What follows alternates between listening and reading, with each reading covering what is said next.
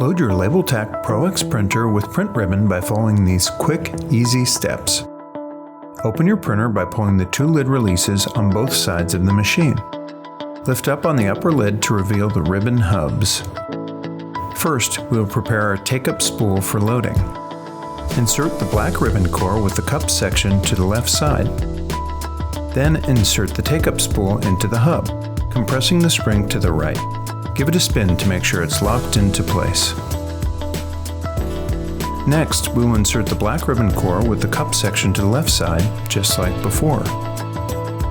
Ensure the leader is hanging behind and under the roll as shown.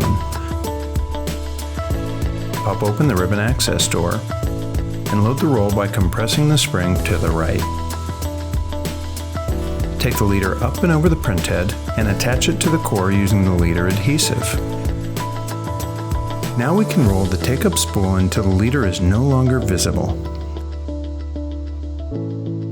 Finally, close the access door, the lid, and the printer itself. Now your ribbon is loaded.